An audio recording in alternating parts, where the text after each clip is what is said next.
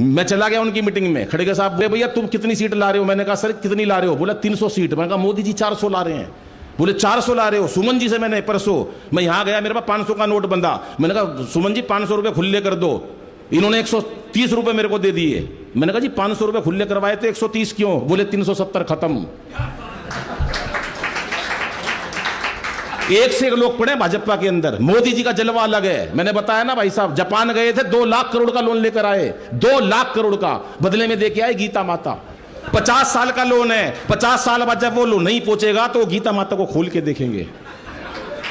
क्यों व्यर्थ चिंता करते हो? तुम्हारा क्या गया जो तुम रोते हो? जो आज तुम्हारा है कल किसी और का हो जाएगा। जलवा अलग है। खड़गे जी से पूछा इको ज्यादा हो गया, थोड़ा सा कम करो भैया, वापस थोड़ा सा कम कर दो। हाँ जी।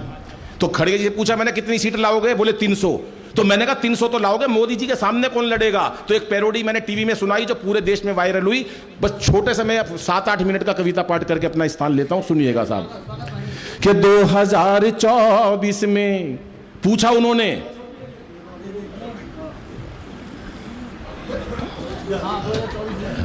2024 में मोदी जी को कैसे है हराना? मोदी जी को कैसे, पूछा उन्होंने केजरीवाल जी से, मोदी जी को कैसे है हराना? तो क्या बोले कि मुझे मत लड़ाना, मुझे मत फसाना। तालियां थोड़ी थी साहब आपकी।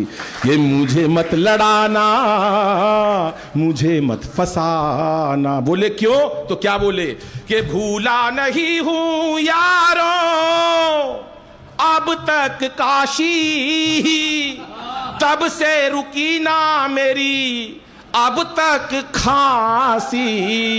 मेरा ये तजुर्बा हो, मेरा ये तजुर्बा है पुराना, लेकिन मुझे मत लड़ाना, मुझे मत फसाना। अब पीछे सीबीआई ईडी ले गई, उनको पकड़ के ले गई। उस टाइम एक पैरोडी मेरी बड़ी वायरल हुई, तो मैंने उनसे पूछा, कहा उनसे कि जो वादा किया वो निभाना पड़ेगा। ईडी बुलाए चाहे सीबीआई पूछे रे तुमको जाना पड़ेगा। अरे जो वादा किया वो निभाना पड़ेगा, निभाना पड़ेगा। अंतरा सुनना, मजे लेना। सतेंद्र ने अंदर से आवाज दी है। थोड़ी तालियां बजाई, मजा नहीं आया साहब।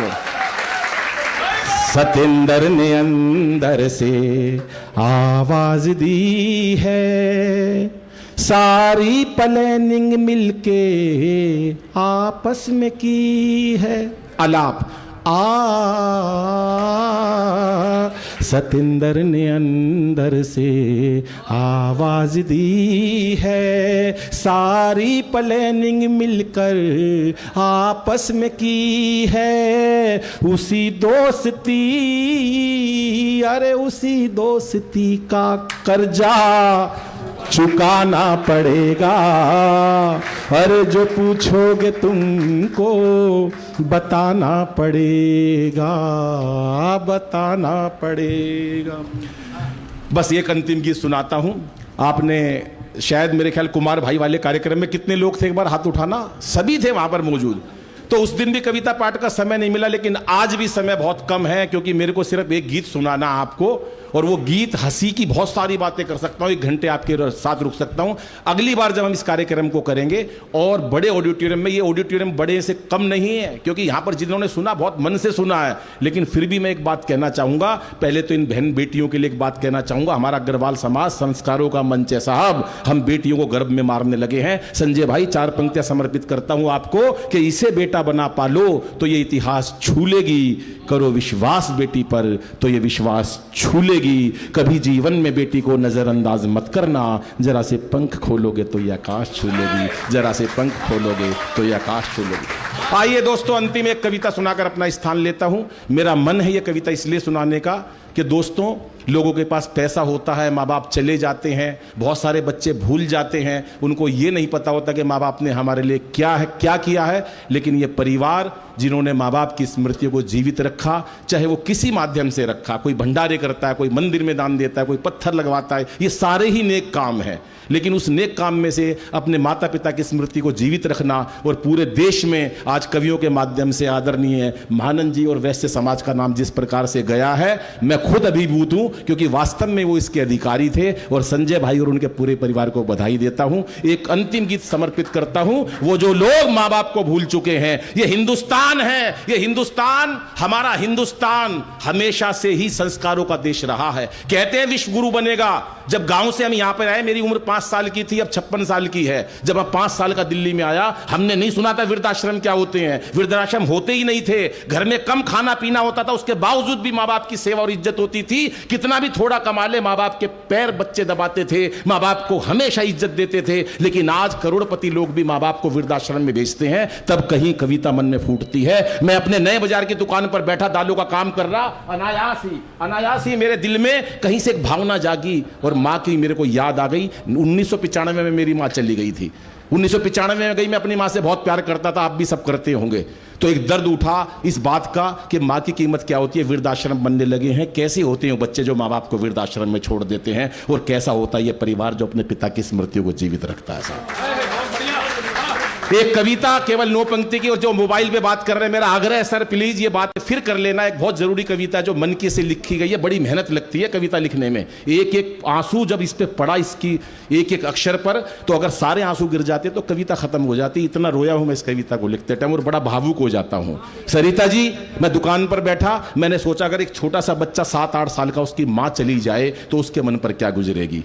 घर में पिता है, कोई भाई बहन नहीं है, तो उसकी भावनाएं सुनिए। और कविता का मर्म केवल इतना है कि अपने माँ बाप को हमेशा याद रखना, उनकी इज्जत करना, उनका सम्मान करना। आप सभी संस्कारी हो, मैं आपको ज्ञान नहीं देता, लेकिन कहीं भी बात पहुंचेगी तो माँ बाप के प्रति एक श्रद्धांजलि होगी बाबूजी को। सुनिएगा, बैठ जा भैया, हिलना मत जरा। 3-4 मिनट की कविता है। काश मेरी भी माँ होती, वो बच्चा रो रहा है जिसकी माँ चली जाती है। काश मेरी भी माँ होती तो सपने रोज संजोती। काश मेरी भी माँ होती। अब ना किसी की आंख का तारा, अब ना किसी की आंख का तारा, कौन कहेगा राज दुलारा, कौन कहेगा राज दुलारा। अब रूठूं तो कौन मनाए, अरे मेरी गलती पर समझाए। बिन माँ बाप के बचपन सुना, बुझ गई ममता की ज्योति। काश मेरी भी माँ होती। केवल अंतिम 6 पंक्तियां। कोरोना का समय आया, लोग, हमने अपने अजीज लोग छोड़ दिए, मर गए वो लोग, चले गए जो हॉस्पिटलों में गए, जो घर में माँ बाप के पास, परिवार के पास थे, वो जीवित बच गए। कितनी बड़ी बात है साहब, ये परिवार है, ये हिंदुस्तान है जहाँ संस्कारों का देश है। बच्चे के साथ 4 बुखार हो जाता है, घर में पापा है, पापा भी अपने काम पर चले गए हैं, घर में कोई नहीं है, तो बच्चे की क्या फीलिंग हो सकती है। आप कल्पना, मेरी कल्पना है, केवल आप सोचिए साहब, सुनिएगा। बच्चे के बुखार होता तो क्या सोच सकता है वो, कि कल जब मुझको ताप ने घेरा, कल जब मुझको ताप ने घेरा, तो भर आया पागल मन मेरा, भर आया पागल मन मेरा। आंखों में उस माँ का चेहरा, वो लिटा गोद में दवा पिलाती, अरे लोरी गा कर मुझे सुलाती। मेरा मुन्ना डर ना जाए, पास मेरे वो सोती। काश मेरी भी माँ होती। मैं अपनी बहन की आंखों में आंसू देख रहा हूँ, क्योंकि जिसके दिल में सच्चा दिल धड़कता है, माँ बाप के प्रति प्यार होता है, कहीं ना कभी ये कविता सुनकर उनकी आंखें छलक की जाती है। मैंने ओमान में जब ये कविता पढ़ी तो तमाम ओमान रोने लगा, और मैं खुद इतना अभिभूत और भावुक हो जाता हूँ, क्योंकि मंच पर मेरे को ये मौका नहीं मिलता सुनाने का। मंच पर हास्य पसंद करते हैं, लेकिन आज जो समय है बाबूजी की स्मृति में कार्यक्रम है, मैं समर्पित करता हूँ संजय भाई आपके परिवार को अंतिम 3 पंक्तियाँ। एक ने पूछा मेरे से, माँ बाप का फर्ज कैसे पूरा करेंगे अनिल भाई, इतनी बड़ी कविता पढ़ी आपने। मैंने कहा कभी जिंदगी में माँ बाप का कर्जा पूरा नहीं कर सकते। जिसने जन्म ही दिया, जिसका अस्तित्व ही तुम, जिसका खुद पूरा अस्तित्व ही तुम्हारा माँ बाप है, तुम उसका कर्जा कैसे अदा करोगे? बोले फिर भी इस कलयुग के अंदर क्या करें? मैंने कहा ज्यादा तो मुझे नहीं पता, छोटे छोटे 2-3 काम करो जो मैं समाज में देखता हूं। जब भी घर से निकलो माँ बाप से बोल कर निकलो कि माँ बाप मैं काम पर जा रहा हूं। जब वापस आओ तो 2 मिनट माता पिता के पास बैठ जाओ, उनकी आत्मा को शांति मिल जाती है।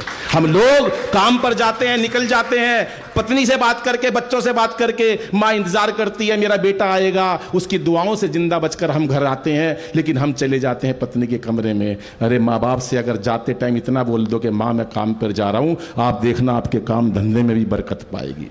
और दूसरी बात, जो तुम्हारी सामर्थ्य है उसके अनुसार अपने माँ बाप को पैसा देना, कभी उनको मांगने की जरूरत ना पड़े, चाहे वो कितने भी बड़े उनके जायदाद हो, उनको उनके अनुसार पैसा देना।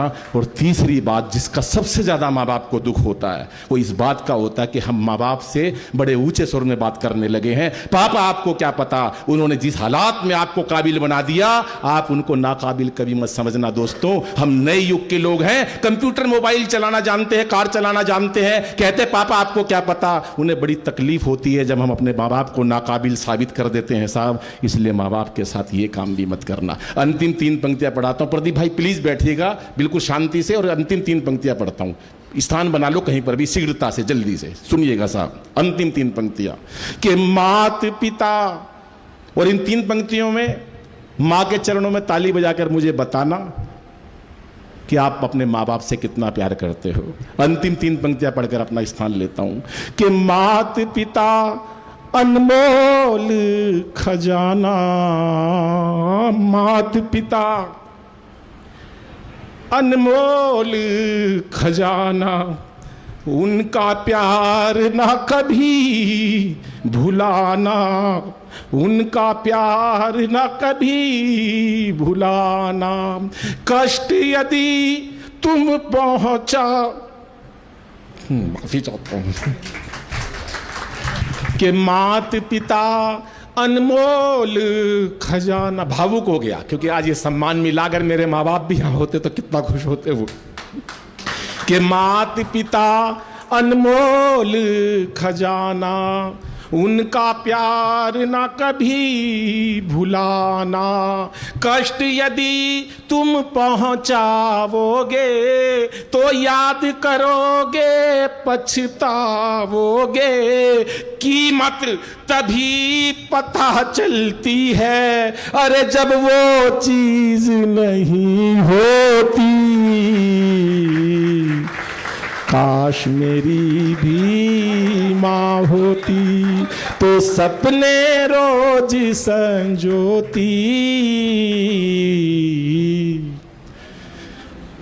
काश मेरी भी माँ होती। बहुत बहुत आभार, बहुत बहुत धन्यवाद। जितने मन से आपने सुना, मुझे ऐसा लगता था कि शायद आप हास्य को ही पसंद करते हो, लेकिन जितने मन से आपने वीर सुनाई, करुणा की कविता सुनी, मैं बहुत अभिभूत हूँ। एक एक व्यक्ति की आंखें नम है। मेरा कविता पाठ अगर अच्छा लगा हो तो एक बार मुझे भी तालियां बजाकर बताइए सर।